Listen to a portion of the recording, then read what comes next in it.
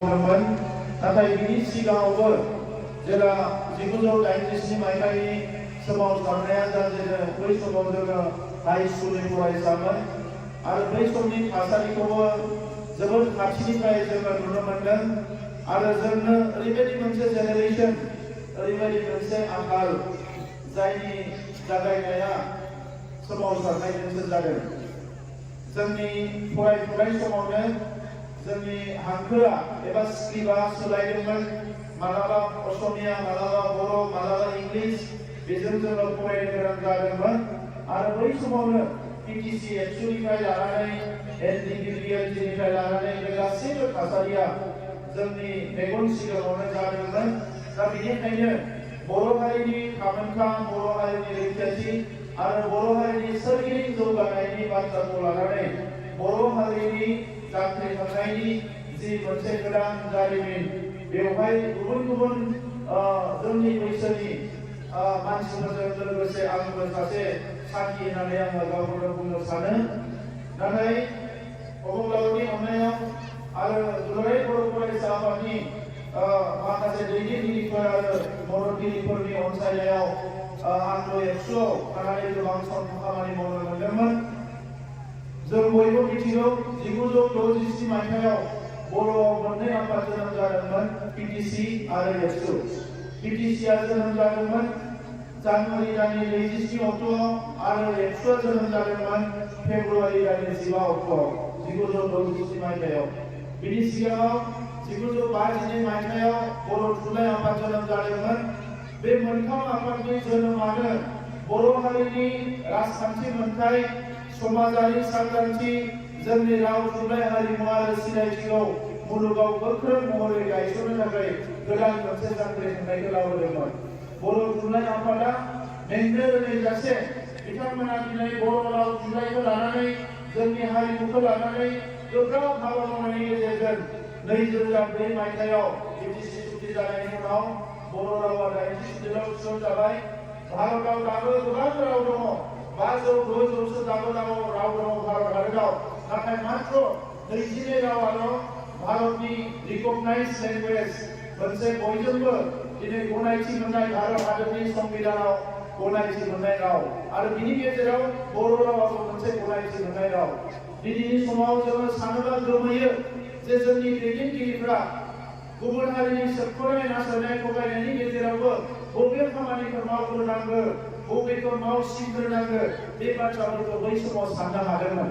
जोंनिफ्राय गोबां सुबुं अनजिमा थानाय हारिफोर दङ, जायनि सुबुं अनजिमाया 1 कोटि, 1.25 कोटि, 2 कोटि गाहाम सुबुं अनजिमा दङ, नाथाय बै हारिफोरनि रावाबो दिनै भारतारि राव हिसाबै गनायथि मोनाखै। जोङो प्राय 15 लाखसोल' बर'फोर दङ आरो बर' फोलेरखौ नायोब्ला आसामाव जोङो 22 लाखसो दङ। बे 22 लाख बर' फोलेर आरो बर' राव रायज्लायग्रा 15 लाखल' सुबुं अनजिमा थानाय हारियानो दिनै भारत बायदि 150 कोटि गाहाम सुबुं अनजिमा थानाय मोनसे देशआव जोंनि रावा दिनै सिनायथि मोनबाय। दुलाराय बर' फरायसा आफादनि मोनसे गोब्राब नाजानायजों दिनै हारिया सोद्रोम हारि जानो हाबाय। बै समाव सरासनस्रा रायजो जानाय, जोंनि गानग्रा न'खर संसारखौ जौ लोंनाय, बायदिसिना लेखा फरायै, न' बां फोसाबना हामा खालामनो लानो हायै गोबां गाज्रि थासारिनिफ्राय दिनै बर' माहारिया मोनसे साबना हामना अबस्थायाव फैबाय।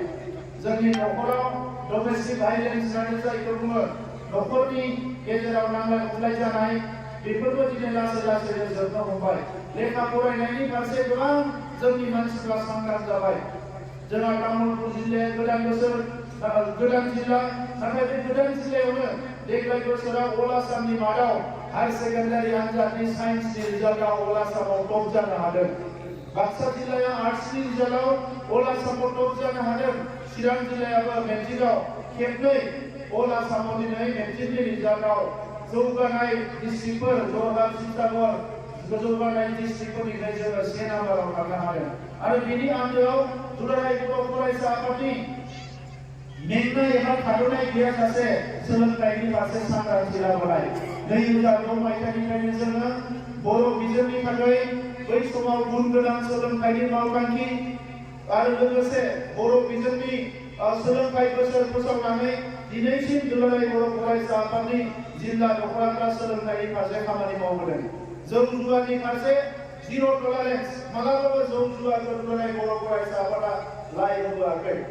दा जों बयबो मिथिगौ दिनैनि मुलुगा जोबोद जौगालांबाय।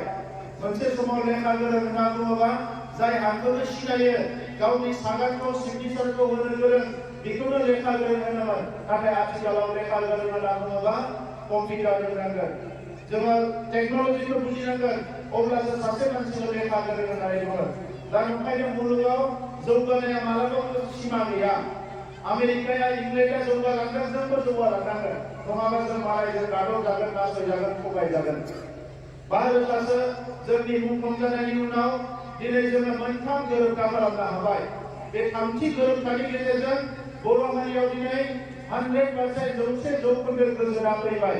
मोनसे समाव जोंनि बे ओनसोलफ्रावबो बिटिसि एबसुनि एनआइनि एनडिपिनि लोगोसे बिएलपिनि बिदा फंबायफोरनि होसोलायनाय गोबां गाज्रि थासारिया नैबे निजिपिनि ओनसोलफ्रावबो जालांदोंमोन।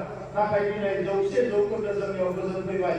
गोजोन फैनाय लोगो लोगोनो जों नुनो मोनदों थांनाय बोसोरनि जि एपिएससिनि रिजाल्ट, बेवहाय बिटिसि ओनसोलनिफ्राय खेबसेयावनो 50 जन जोंनि सेंग्रा सिख्लाफ्रा, जोंनि फरायसाफ्रा एपिएससि आनजादखौ पास खालामनो हादों।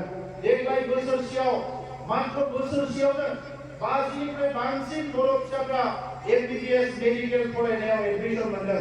बोसोरबानि उनाव दिनै 26आव एडमिसन मोनदों। 25, 26, 27, 28, 29, 2025 मायथाइयाव बोसोरसेयावनो बर' बसुमतारी नार्जारी 50 डाक्टार ओंखारगोन बोसोरसेयावनो। बियो जोंनि सोलोंथाइनि जौगानाय। दा ओंखायनो गोजोन फैनाय लोगो लोगोनो जोङो दिनै लिटारेचार फेस्टिभेल खुंनो हादों। इन्टारनेशनेल लेभेलनि जोङो थुनलाइनि उत्सव खुंनो हादों। दिनै गोजोन फैनाय लोगो लोगोनो दिल्लीयाव थांनानै बड'लेण्ड महोत्सव खुंनानै भारतनि प्राइम मिनिस्टारखौ बर'नि बागै मोजां बाथ्रा बुंहोनो हादों, एबा बिथाङा फैनानै बर' माहारिखौ बाख्नायफैदों। 4 बोसोराव ओरैबायदि सान्थि फैबाय, बे सान्थिखौ आगोलनि दैदेनगिरिफ्राबो लाबोनो हागौमोन, नाथाय बिथांमोना बे बाथ्राफोरखौ सानाखैमोन। दिनै आबाद मावनायनिफ्राय लानानै गुबुन बिथिङावबो जोङो गोबां जौगानो हमदों लासै लासैनो। दा ओंखायनो